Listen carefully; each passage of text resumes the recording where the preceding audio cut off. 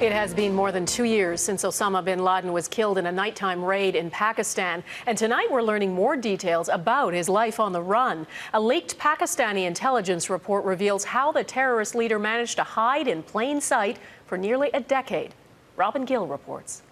Osama Bin Laden spent his final days at this compound, less than a kilometer from the Pakistan Military Academy.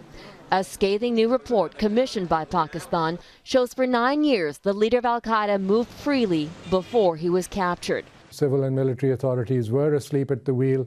They failed to do their duty. They failed to coordinate against the militants and the terrorists inside their own country. At one point, the car Bin Laden was riding in was stopped for speeding, but the police officer let the vehicle go.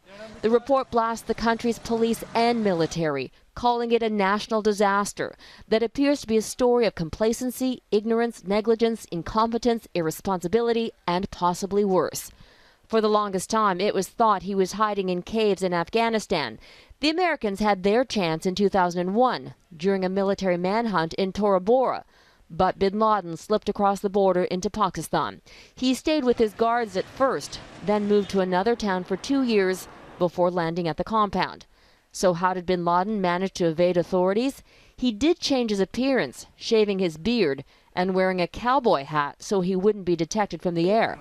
At no time, though, does the report implicate anyone in the government or military of colluding with Bin Laden. The report was designed ultimately to show that there was nothing deliberate or with any malice in hiding Bin Laden, that genuinely there was a failure. Ultimately, the U.S. did get the world's most wanted man. Michael Leiter was the national director of counterterrorism at the time and was in the Situation Room when Bin Laden's compound was raided. Given the weakness of their intelligence system in many ways, it was not terribly surprising to me that they didn't ever know he was there. The report also reveals more about his private life. He wasn't fond of possessions. He had just 3 outfits for summer and 3 for winter, and apparently liked chocolate with an apple. Gill, Global News.